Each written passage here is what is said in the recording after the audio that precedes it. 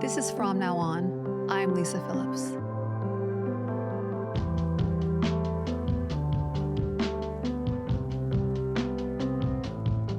Just a heads up, this episode contains discussions of sexual assault and of suicidal ideation.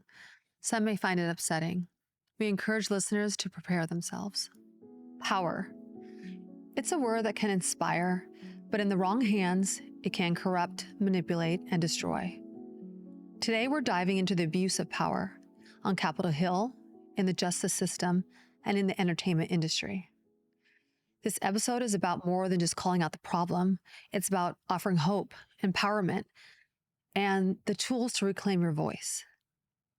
We'll explore how to recognize red flags, advocate for yourself, and ultimately live a life you've always dreamed of, aligned with your highest purpose. First, we'll discuss some of the biggest red flags that indicate you, or someone you know, might be trapped in an abusive power dynamic. Whether it's in the workplace or in your home or on a film set, these warning signs often follow the same disturbing pattern. From subtle coercion to outright manipulation, we'll walk you through what to watch for and why it's crucial to trust your instincts. Power abuse doesn't always look like overt violence. It can be quiet, slow, and insidious, making it harder to detect until you feel completely stuck.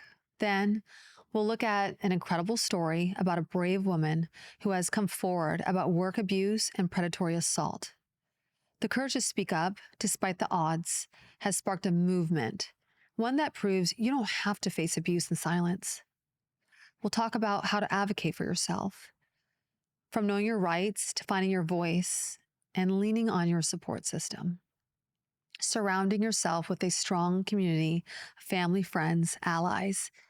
This is key to navigating these toxic power structures. And finally, we'll get into something incredibly important. Ambitious women have the right to pursue their careers without fear. We'll explore how women are often preyed upon simply for wanting to succeed. It's a tragic reality that too many women feel like they have to compromise their integrity, their safety, or even their careers to make it to the top. We're going to talk about why that's unacceptable and how women everywhere, whether on Capitol Hill, in Hollywood, or in any field, deserve to rise through the ranks without feeling like they owe someone their body or their silence. When you stand firmly in your power and align with your true purpose, the universe opens doors you never thought possible. And it's not just about fighting abuse. It's about rising above it. When you have a strong support network of family and friends, that's where the magic happens. Your circle lifts you up when you're down, reminds you of your worth, and helps you grow both personally and spiritually. Together, they empower you to live in alignment with your highest purpose. The future isn't about merely surviving. It's about thriving. Living a life beyond your wildest dreams becomes possible when you know your worth, surround yourself with love, and stay true to your path. This episode is about empowerment. It's about recognizing that no one, man or woman, should ever feel forced to compromise their dignity to achieve success. You have the power to live a life that's not just free from abuse, but full of purpose, passion, and deep personal growth. So today, we're peeling back the layers of abusive power, but we're also reminding you that you are worthy of a life filled with purpose and joy.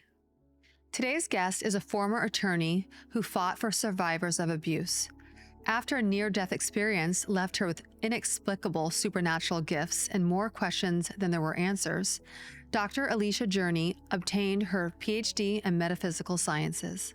She has transitioned into working as a full-time metaphysician, healer, and channel. As a trauma expert, it is Alicia's greatest joy to help her clients walk through the healing process and regain their lives after trauma. Dr. Journey applies her advanced spiritual gifts, formal education, and training, along with her professional and personal life experiences, to uniquely and intuitively tailor programs to fit each client's needs.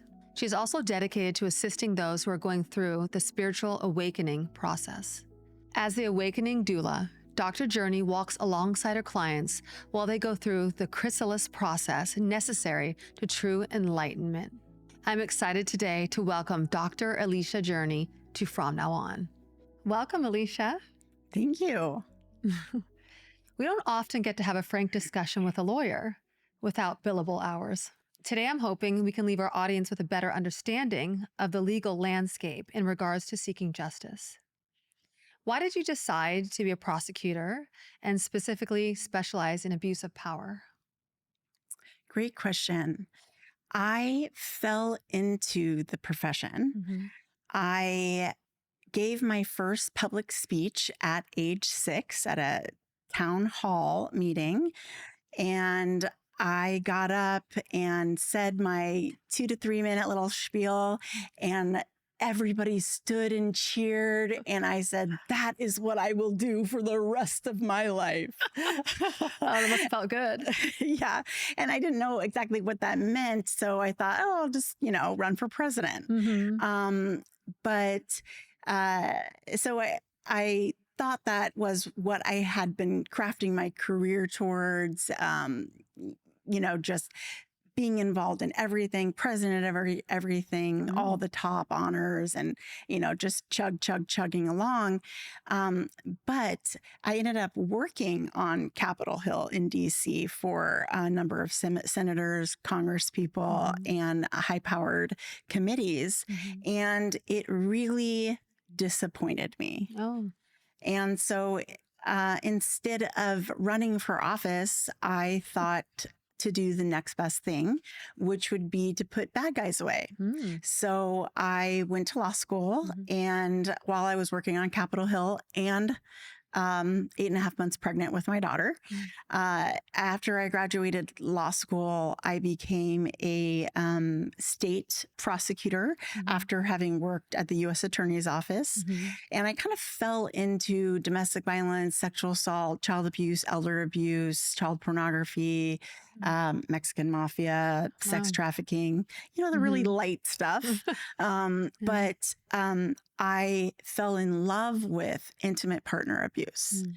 And that sounds so odd to say, but I became obsessed with it. I needed to understand why. How does this happen? How could it continue to happen? How is no one saying anything? How are the stats so high, yet the solutions are so bare? And so as I dove into that, and I just did trial after trial after trial, I started to see a pattern. And the pattern was, oh, this was my life growing up. I'm familiar with these people, with these archetypes, with these dynamics, because that was my life. So you saw a pattern related to your childhood. Absolutely. So that's why you fell in love with it, is something was familiar to you. Right. And I fell in love with the obsession of figuring out what the heck is going on here and how the heck are we going to fix it. But ironically, at 15, in order to leave my abusive, toxic, codependent, culty Christian household, I fell into a relationship with my next abuser.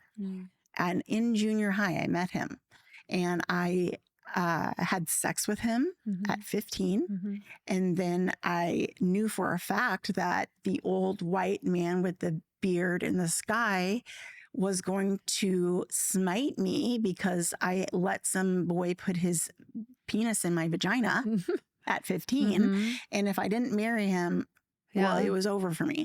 So I married an asshole. At 15? At 21. Okay. So you but stayed I with him. stayed with him. Okay. The only person I ever had sex with, my first and only boyfriend, the father to my 2 children. Okay. And so in that relationship, the abuse looked different than it did growing up. Growing up, it was physical, sexual, financial, spiritual, codependency, religion weaponized. you were not your own. You were an object. And it was really chaotic. Every day you didn't know if you were going to get hit or hugged.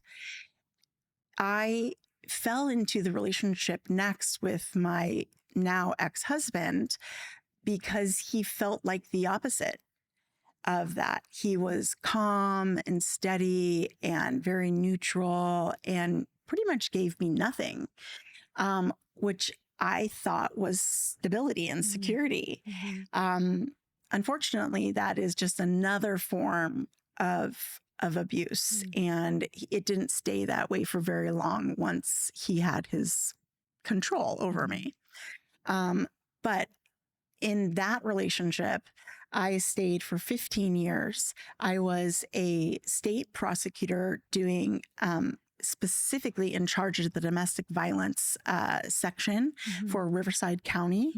And, I had, my caseload was 350 cases. I was doing attempt murders, 3-story prison cases, in and out of trial. I mean, giving an opening, running to do across the hall to do a close in another. Yeah, you're busy. Very busy. But I do remember this one case that changed my life forever. I was about 5 months pregnant with my second child, my son, and I was doing a 3 strikes attempt murder, brutal domestic violence case where he did kill her. And she, by the grace of God, came back. And I had an expert on the stand talking about abuse. And they talked about the cycle of abuse. And, we've all heard it's the honeymoon phase, and then it's the buildup, and then it's the hit, and then, oh, baby, I'm sorry. I love you so much. I love you so much. Just go back. I lived that pattern every few months with my family. But my relationship, my intimate partner relationship, then husband, he never hit me because he was very aware that would mean he's gone. Yeah, you're prosecuting these cases, so yeah. So he knew that was the line he could not cross. But he did everything else. Everything else. However, I had in this one case, I was 5 months pregnant with my son, and my daughter was 6, and the abuse at home had gotten untenable. And the expert I had put on the stand to talk about the cycle of violence pulled an audible and started talking about the cycle of emotional violence, financial abuse, spiritual abuse, started talking about things that didn't involve physical touching, laying hands on, or violence. And I had one of those V8 moments in court in the middle of cross-examining my own expert, going, oh my gosh, I live this on a day-to-day basis. How am I going to get out? What do I do? How do I protect my kids? I mean, it took everything in me not to just become a puddle, but because I had a job to do, I pulled up my big girl panties and I continued with my work. And thankfully, he is not ever getting out of prison. But I had a decision to make. Once you know better, you do better. And that led to a very long, arduous process of removing myself from that abusive situation. So to go back to your original question, why did I choose to go into the field as a prosecutor? I don't think it was a conscious choice. It was a compulsion to understand the dysfunction I lived and breathed every day. And maybe in an unconscious level, you were knowing that you were going through it at the same time, right? There was part of me that was like, well, if I can yell loud enough and put enough bad guys away for doing these things, maybe then there's a place where I can say, me too. Right. And they might believe me. So that's my entire life. I've gotten all the degrees. I've done all the things. I've yelled at the top of my lungs at the top of every institution I can climb to. Does anybody care? And the answer so far, no. It's interesting, those other types of abuse that most people aren't aware of, because you're prosecuting every single day with these obvious types of abuse, not even realizing that you're being abused in different ways. In order to save my life and my children's life, I had to leave my job as a prosecutor and abscond. I have no regrets, but the recovery process from that was excruciating. It involved a restraining order and hiding and complex PTSD and hospitalizations and near death and suicidality and suicide attempts. That's as you were trying to get out of the relationship. And recovering. And so I ended up starting a nonprofit called Beyond the Bruises, which is beyond the bruises, beneath the surface, behind the eyes is where the trauma lies. The concept being death by 1,000 paper cuts. I'd rather get hit and have my orbital socket broke. And that sounds pretty brutal. Yeah, then it's obvious abuse. Then somebody can look and go, oh my gosh, what happened to you? Instead of, you piece of shit, you're worthless. You're a dog. Yeah, it's terrible. You mean nothing. Yeah, over and over. Gaslighting you, calling you crazy. Slowly eradicating your self-worth and your identity. I would much rather have a broken arm. And so I put together that Beyond the Bruises, and I paired that. I opened a law firm. It was a wraparound law firm, Offices of Journey Law, dedicated to survivors of abuse and their children. And we collaborated with the nonprofit for funding. We did financial literacy, coaching, legal services, trauma-informed treatment teams, connecting them with resources and getting them career ready and ready to go back to school and helping their kids with childcare. Essentially coming alongside, underneath, around the survivor so they can do the heavy lifting, so that the cycle doesn't have to keep perpetuating itself just because one woman is brave enough to say no. Isn't it our responsibility to stand next to her and by her and say no as well? That's what I tried to create. Our audience is in various stages of finding their freedom from abuse of power. In your opinion, what advice would you give someone currently planning out their escape plan, whether it's from a professional or a personal relationship? That's a really interesting question. And I definitely believe it requires intentional contemplation. And there is no one size fits all answer for this. If you are in a situation, so there's a concept, fight, freeze, or fawn. And your audience may or may not be aware of it, but it's essentially when an animal, and by, we can extrapolate that to Homo sapiens, is threatened with a life-threatening situation or circumstance, they will react because their autonomic system, their polyvagal, will either freeze. And so that actually helps some, because if a predator thinks that the prey is dead, it's not going to be attracted to come eat it. So fight.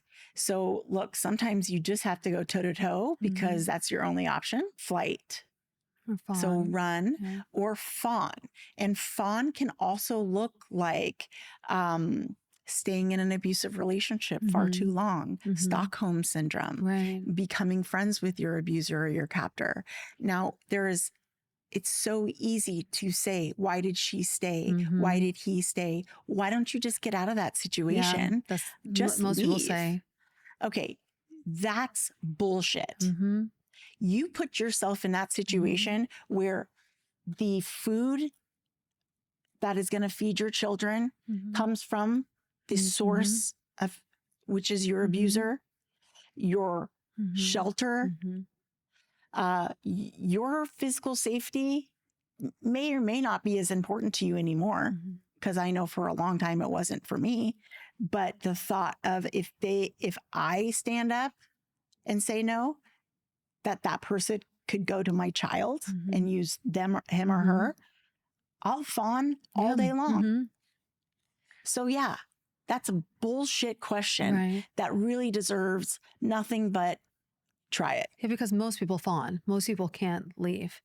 They don't have the resources to leave. They don't have the financial support. They don't have their parents or friends that'll help them. So And I'll be honest with you, yes, there's not a lot of support out there. Mhm. I am educated, like stupid educated. Mhm. I have resources, Mhm. and it took nearly everything I had to get a restraining order, get resources. I gave up, and it nearly killed me. Yeah, I was like that for a year and a half. More Yeah. recently, Yeah, yeah, couldn't get out of the relationship. right. Like, didn't have the support. Or financial abuse. Oh, Yeah, that's a big one. yeah. We should definitely talk about that. But I think one Mhm. of the other things that we're not seeing in society are examples No. of men and women saying bullshit. Yeah, that's what I was going to ask you. So when Enough women is get, enough. yeah, when women get to that stage when enough is enough and they just can't take it anymore and they can't stay there, don't they say a lot of times that's the point when they stick up to the abuser, when a lot of things go south?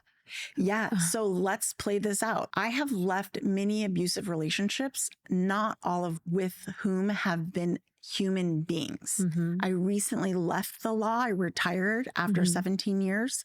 It was one of my biggest abusers, The law. the law. Mhm. The narcissistic abuse of power, the systemic invest in just, it's ingrained, insidious. It made me literally sick. So I am thankful to be out, but Yeah. I bring that up because every situation, circumstance, person is going to be different. Mhm. If you are, let's just take the mother with 2 young children, 7 and under, has no formal education, hasn't been Mhm. working in 10 years. Mhm. Their spouse is quite a bit bigger than them, controls all their finances, controls who they speak with. Mhm. So their friend circle is monitored. Yeah, usually they've already alienated them from their friends, Exactly. family. And if they're allowed to go to church or to their family, that is very strategic Mhm. and always manipulated Mhm. from behind the scenes. Meaning the abuser will most likely be speaking in these so-called friends' ears about, Mhm. oh, so-and-so, Mhm. she could never take care of herself. I have to do everything. She's so stupid. They're planting the She's so seeds. emotional. She's so crazy. Mhm. Watch, and so they have a lens that they are watching you. Oh, they're also the through. one extra charming Yes. and doing everything to make that Right. their They're the lives easier. shining. Yes, So of exactly. course, you look like a normal Mhm. mom who's got her sweatpants on and she's got glue in her hair and she's been up all night with macaroni beads, and he's got his Yeah. $5,000 suit and that Mhm. smile, and Mhm. he's like, yeah, look at her, she's Yeah, crazy. just fooling everyone. Yeah. So unless you're aware, Mhm. you're part of the problem. Mhm. So in a situation like that, my advice to that woman would be, go to the library, use a library computer, research domestic violence solutions, shelters, resources. Call 211. In every major city, there's something called 211. They will hook you up with resources. And a reason why I say go to the library is because the abusers will go onto your computer, they will look at your history. Even if you clear the cache, it's still They there. could find it. A lot of these DV websites, they have this great thing where at the top right, if your abuser's coming and you quickly have to exit out, you push a button and it literally just wipes everything clean, but not every single one of those have them. Oh, wow. So I would visit at the library. I would put phone numbers down with codes next to them, even make it look like a recipe, a shopping list, so that if it's found, oh, I have no idea what you're talking about. Right. Or give it to a friend that you actually trust and have the friend start making phone calls for you. But you have to be strategic. There are very, very dangerous ways to go about it. Yeah. And there are very strategic ways to go about it. So there's a strategic way to get yourself to physical safety. And that can look like leaning on family and friends, but sometimes that's not good enough because they'll get there. It could look like going somewhere where it's confidential, where no one knows your name or your address, Right. and your kids aren't even enrolled in school.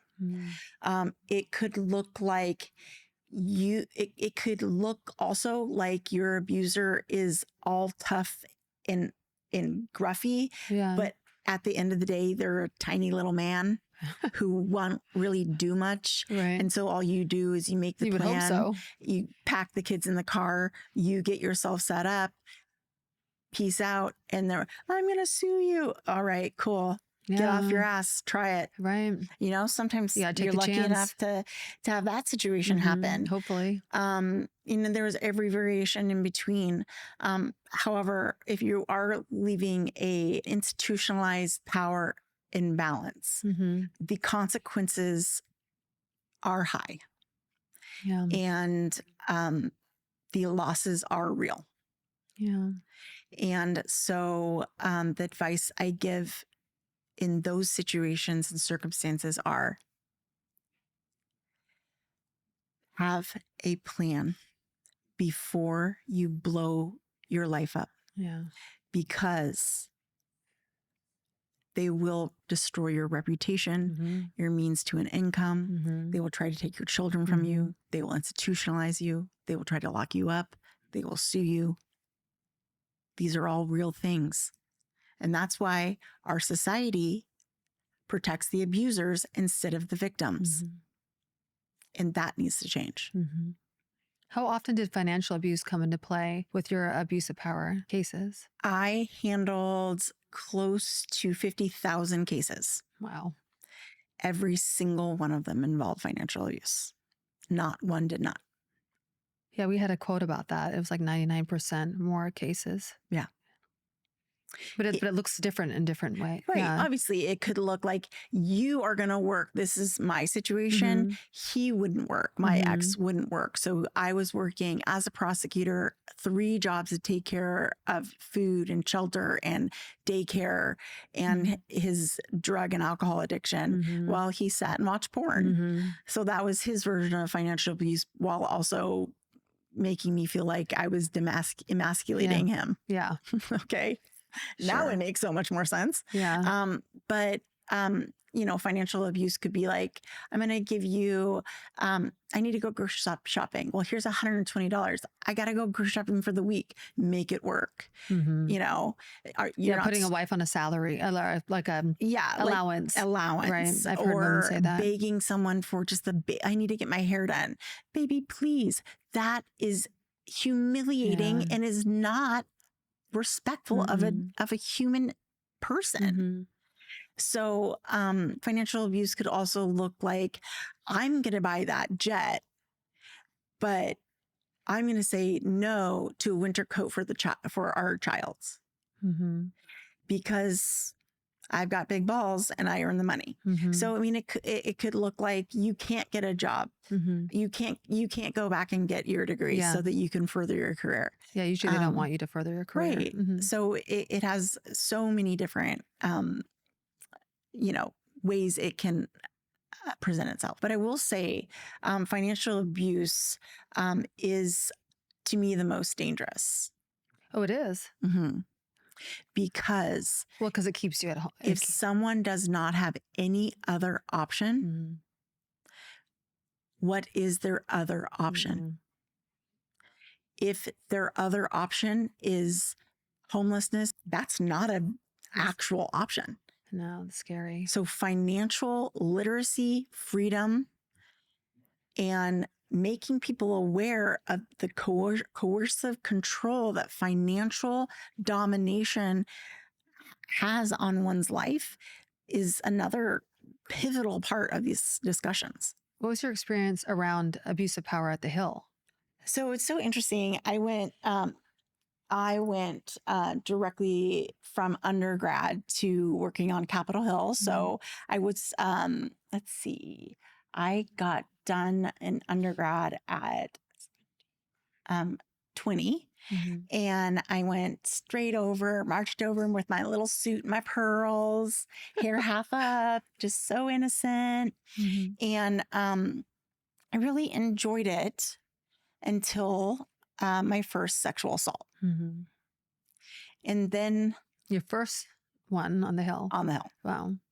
So I purposefully do not talk politics because I find them to be a joke. I don't feed that energy. It's a waste of my time and resources. But for example, when Trump said, I grab women's pussies as a indicator of what power allows you to do. That is quintessentially my experience on the Hill. They can just do whatever they want to do. Whatever they want to do. I had a high-ranking member on President Obama's cabinet lock me in a committee room. I was working at the Ways and Means Committee for the Human Resources. He came in, I was setting up for the commission, just put my little pamphlets out, making sure all the placards were up. And he comes in, closes the door. I was standing, he sat on a desk, just like way too close, knees touching me. He said, hey, did you know I used to be a professional ballet dancer? And I was like, yeah, I actually did know that. That's cool. Because it was common knowledge. Right. And he goes, oh, did you also notice that I'm missing my half of my third finger in this digit? Oh, wow. I didn't know that. That's so interesting. Trying to just go about my time. And then he goes, hey, you want to sit and spin? Seriously? Yeah. And of course I said, yes, please let me get on there. No, I was so mortified. I had no idea what to do. I don't even remember what I said. So direct. He was so confident about it. Smiled ear to ear. Ew. And I said, no, thank you. And I ran out. And I saw him again within 10 minutes and not even one shred of shame. He laughed. And that is one of hundreds of stories that I have. I've had a U.S. attorney who, by the way, I wrote a brief for that won the case that skyrocketed his career. And you know what happened when I brought that winning brief to him right before he hadn't even read it and then he was going to go argue it? He had trusted me to write it for him. He goes, hey, come in, close the door. I was thinking, oh, he's going to say, Alicia, congratulations. Yeah. Thank you so much for staying up all effing night. He goes, I want you to take your clothes off, stand on my desk and dance for me.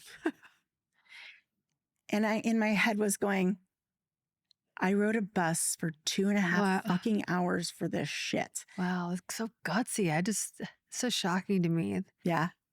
It's not even just like, let me take you to dinner and then no. Just like, I'm so powerful, just get up on my desk and dance for me naked. Yeah.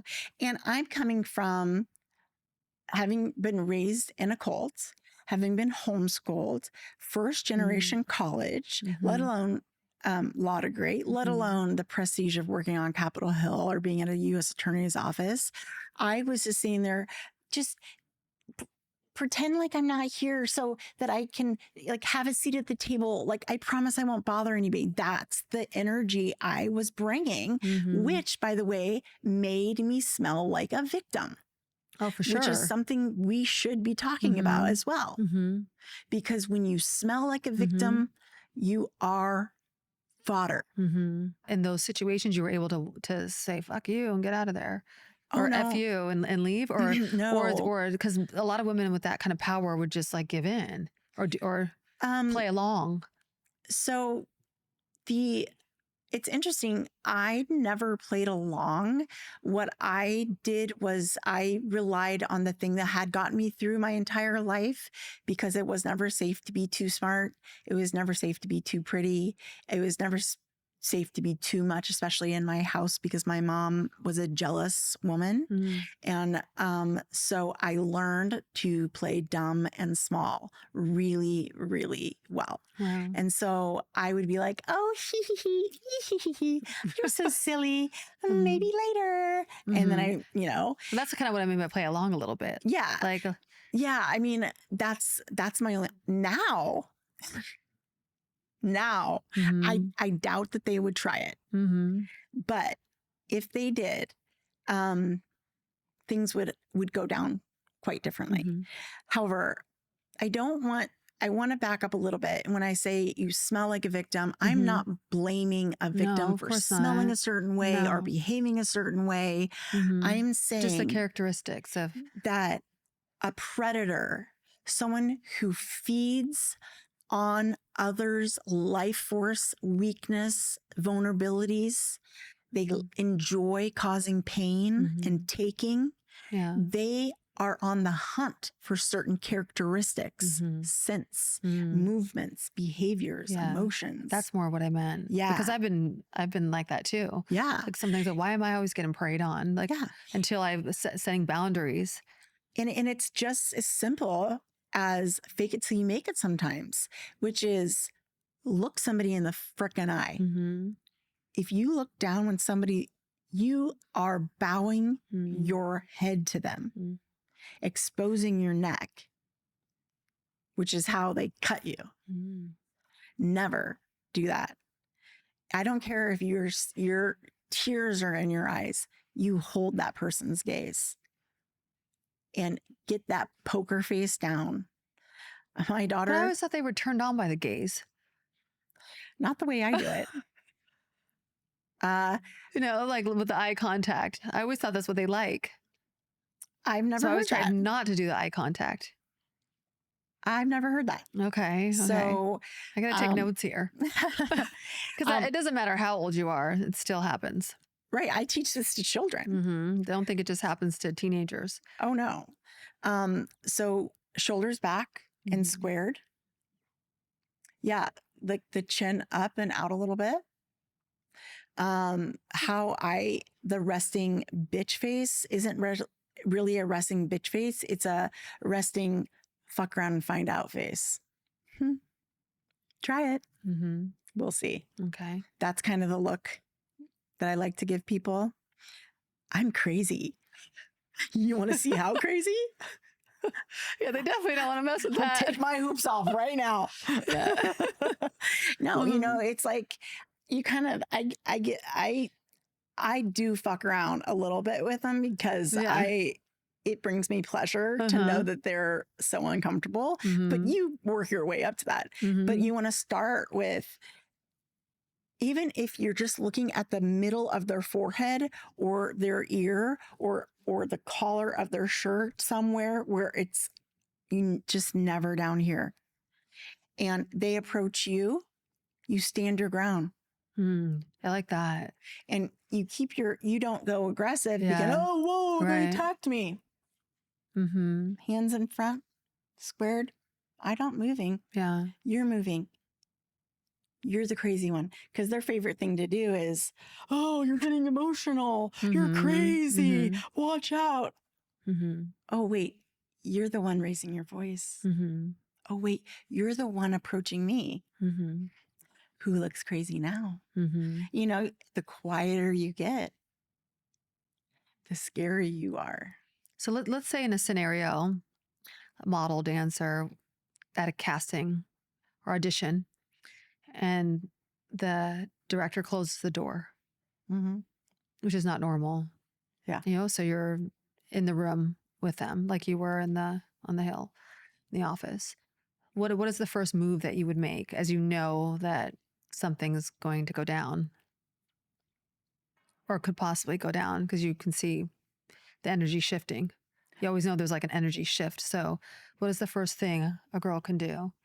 So I want to say this, and it's controversial, but the first thing you do is you make a decision. Is this role worth having sex with this dirty old man? Mm-hmm. If the answer is yes, then do the damn thing. Mm-hmm. It's your prerogative. Yeah, it's there are people your who do body. make that choice. It's your career. Cool. Who am I to judge? True. I was a single mom. I am a single mom, but I was full time for 13 years. I still am in the process of raising them. Mm-hmm. And I've sold my blood for gas money. Mm-hmm. And I've had a live Jasmine and an OnlyFans. Mm-hmm.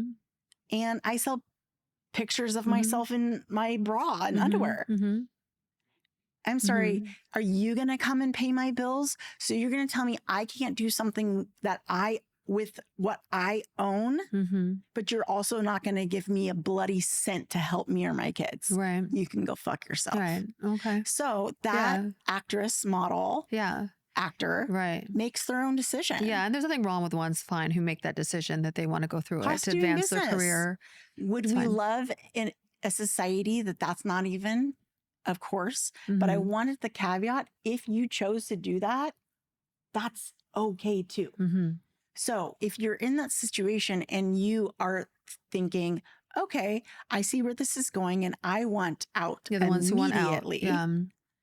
How I would handle it is, I don't know if you realize that the door closed behind us. Was that a mistake? Kind of make it on them. And then they have to affirmatively say, no, leave it closed.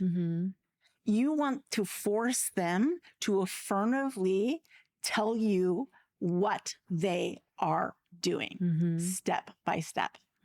Oh, the door closed behind us. Shouldn't it be open? Shouldn't it be open? Right. No, leave it closed. It's more private. Actually, I feel more comfortable with it open.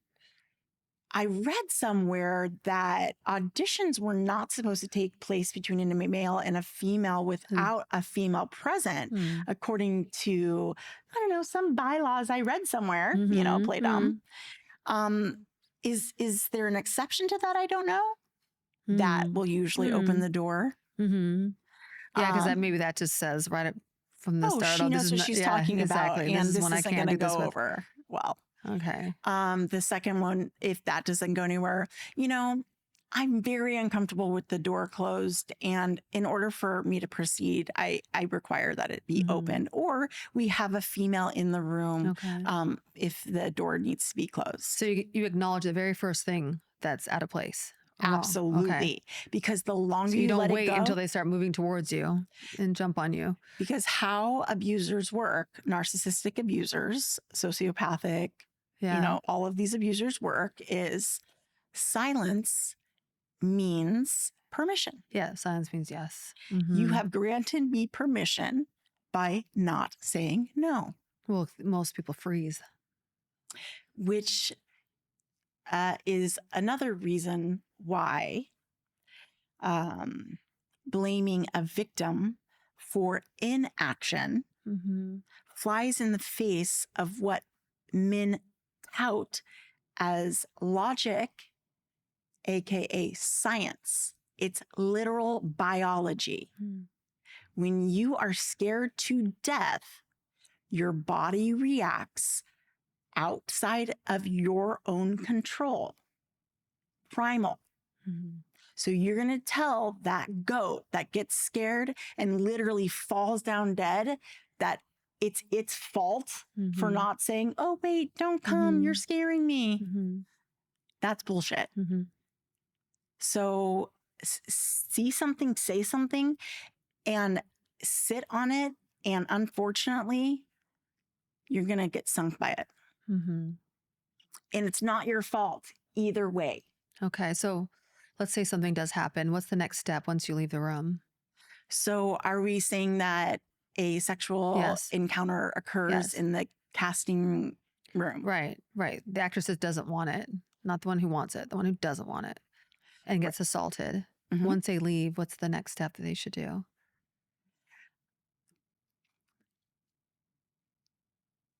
I'm trying to be strategic here. Mm-hmm. I mean, you're a prosecutor, so like, Right. what would you have told So someone that the best thing to do? The first thing that I would do is I would hope that there would be Mm-hmm. some type of waiting room that had multiple individuals in it. I would walk out, leaving my clothes disheveled, and say, "That man just sexually assaulted me. I'm talking to you." I would point, "I'm talking to you and you and you. You are all witness to what that man just did to me in there. And I hold you all responsible if you keep your mouth shut." Wow. It's just like the concept in psychology where there was this one lady, she was being, it was this courtyard, all these apartments surrounding a courtyard, windows. She's getting raped. She's like, help me, I'm being raped. Everybody watched, hundreds of people watched. Not one person did one thing. Nobody called.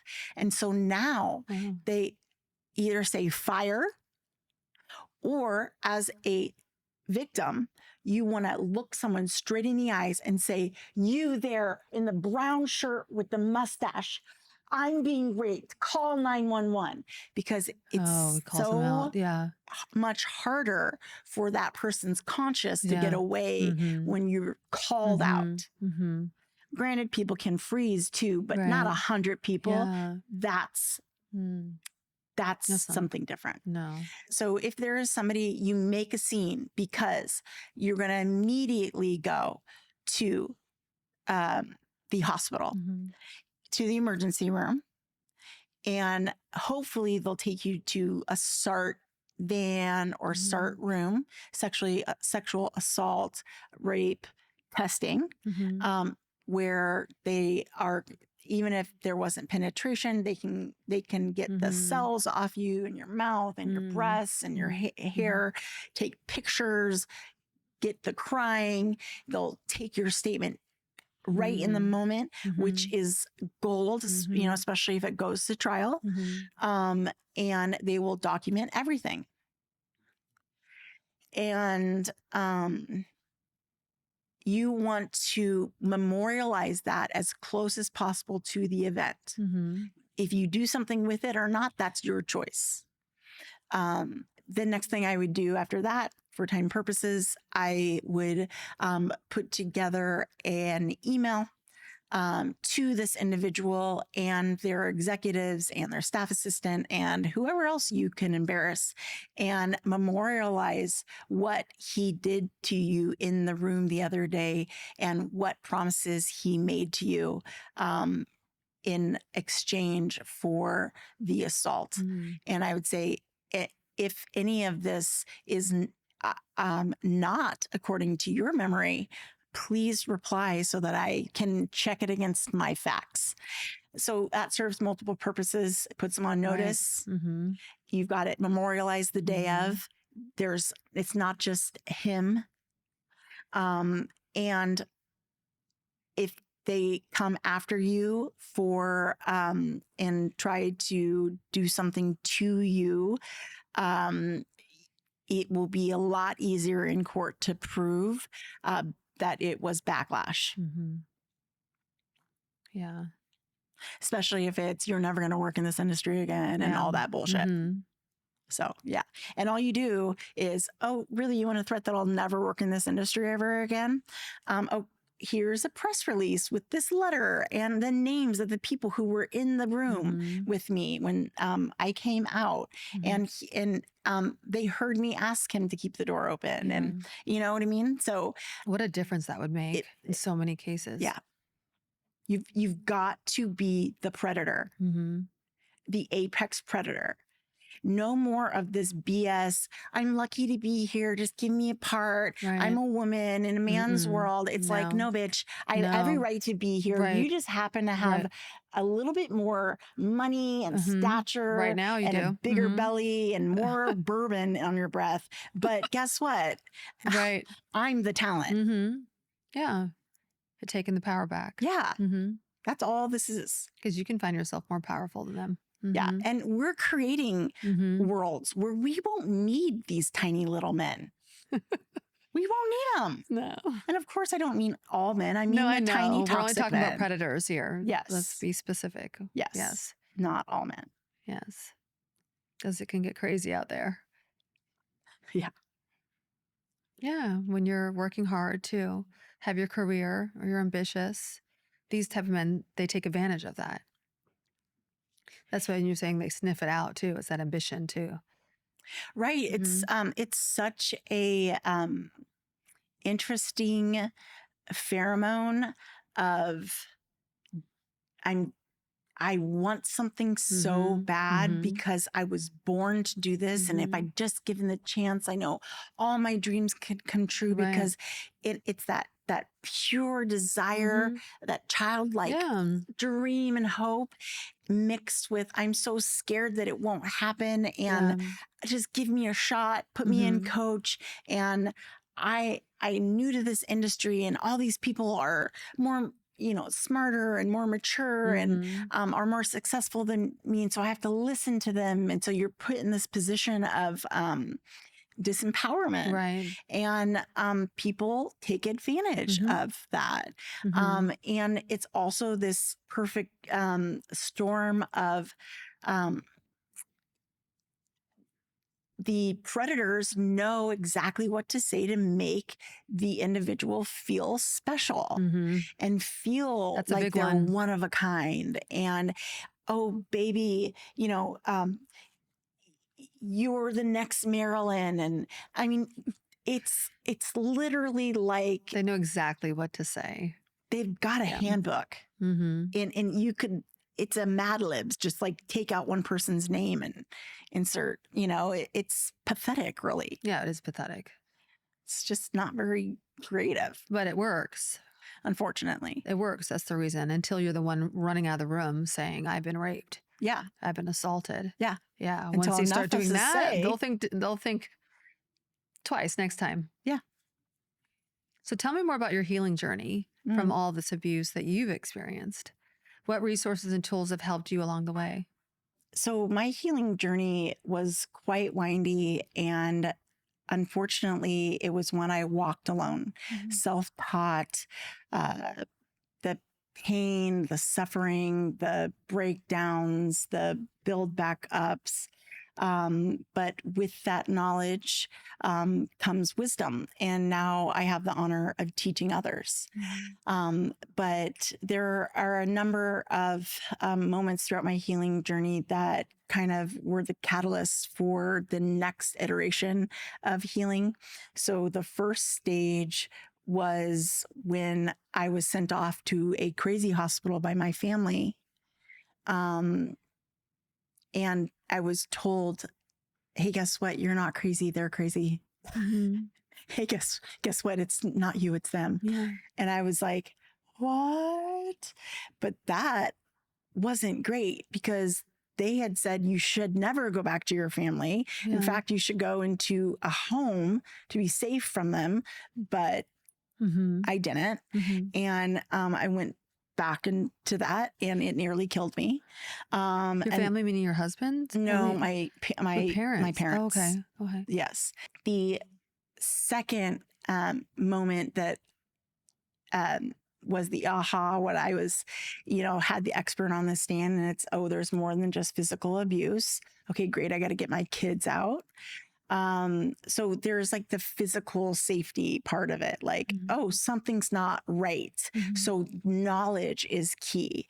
I will never forget watching Dr. Phil when I could do nothing else. I was just laying on a couch, like so depressed, so like in consumed by fear of like what to do. And Dr. Phil was on and he was talking about abuse not having to be physical.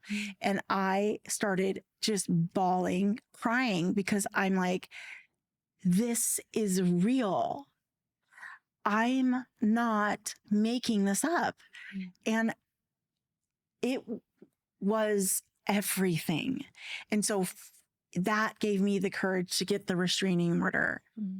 That restraining order gave me the courage to divorce him and say, you can keep your fucking blood money. I'll do whatever it takes to raise these kids on my own, and you're never going to see them. It, you know, it gave me the courage to start my own law firm dedicated to survivors of abuse, and then the nonprofit. So serving others helped me heal. But I would say awareness and knowledge and me too.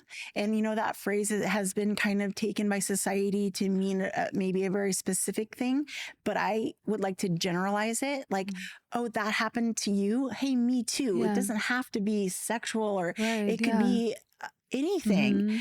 Hey, simpatico. Yeah. And guess what? If it happened to you and it happened to me, there's no way we're alone. So everybody else telling us that there's some normal setting on a dryer out there, Right. they're all selling us a load of shit, because behind closed doors, if it happened to you and it happened to me and it's happening to her, most likely it's happening to most of us. So the knowledge, the facts, getting educated, so that when you stand in your truth and when they come to gaslight you and make you doubt yourself, your truth, what you know your experience to be, you're like, all right, fuck you. Yeah. 7 to 9 times it takes to leave an abuser. 7 to 9 times. 9 times. And that doesn't mean that they live through those either. And then, you know, getting into the 1 in 4 women of sexual assault, and then 1 in, I believe, 7 men. And then don't get me started on human sex trafficking. And, but the issue in our society is it's very uncomfortable to know the truth sometimes. And sometimes with that discomfort, change occurs. But it takes enough of us not to fall back to sleep and stand in our truth that it's not okay that that's happening to you. Yeah. It's not okay that it happened to me, and it sure as shit is not okay that it's happening to her. Nope. So what are we going to do about it? So I think it's knowledge, it's collaboration, it's standing for something bigger than yourself. It's empowering yourself in your own sovereignty and authority, loving yourself. And that self-love bullshit, like fluffy stuff, none of that. I mean, I am so goddamn in love with my fucking self, good, bad, and ugly. I'm like, oh, my farts smell amazing. I wonder what I ate. I think You gotta be that in love. radical love. And yeah, it's not so woo-woo. You really do need to love yourself. Everything changes when you start loving yourself. Everything. Because if you are unconditional and relentless and radical with the way in which you love yourself, there is no man, woman, or child that can touch you and make you think any other than I'm the shit. And yeah, I make mistakes. Yeah. And things I wish I could have done better. But when you know better, you do better. Yeah, it's true. Guilt and shame are religious constructs that have been put into society to keep us enslaved. It's been indoctrined for many, many years. So I don't do it. I'm sorry if my behavior or something hurt you. It wasn't my intention, but I'm not going to sit in guilt and shame over it, because then you win. Or at least that energy wins. Well, so that's why you shifted from the law. So what are you currently focused on? I'm an open channel / oracle. I write books. I do talks. I have the Purposeful Rebel brand where I help people with quantum manifesting the life of their dreams on their own terms. It's really my mission to help people understand that magic and miracles are not just in fairy tales. It's alchemy. It's quantum physics. It's science. It's universal laws that have been hidden in plain sight from us. And so I am here to I do shows, I do comedy, I act, I model, I do dance. I have a reality show coming out.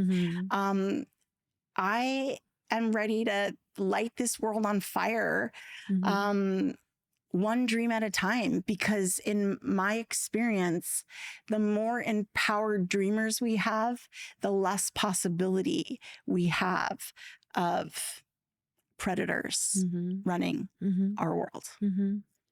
When you hear the powerful statement "from now on," how would you finish that sentence? It's so gold just on its own. I almost don't want to say anything else, because from now on, literally the rest is yet to be written. Thank you for joining me today. Thank you so much for having me and for giving others like me a platform. Absolutely. That's what it's all about. Absolutely. Yeah. Thank you. Thank you. This is From Now On. Thanks for joining me today. I'm Lisa Phillips. And special thanks to our guest, Dr. Alicia Journey. Elizabeth Wyndham is our senior producer. Christopher Leon is the editor. Corey Wynn is our director of photography. Weiler Neubauer is our video technician. And Jose Oriana is our studio producer. Our theme music is Many Worlds by Memory Theory. If you have any thoughts, questions, or stories about your own views on topics discussed on From Now On, email us at fromnowonpod@gmail.com. And please follow, rate, comment, and review on Apple Podcasts, Spotify, and YouTube. If today's conversation resonated with you and you are seeking more support in your own healing journey, if you or someone you know has been sexually assaulted, help is available. Call 800-656-HOPE. If you or someone you know is being trafficked, contact the National Human Trafficking Hotline. Text 233-733. That's Be Free. PAVE is a 501c3 nonprofit creating a world free from sexual violence and building communities to support survivors. To learn more, go to shatteringthesilence.org. Speak Out, Act, Reclaim, SOAR, is dedicated to providing a safe and empowering space for survivors of sex trafficking to reclaim their stories and stand up for themselves and each other. That's www.speakoutactreclaim.org.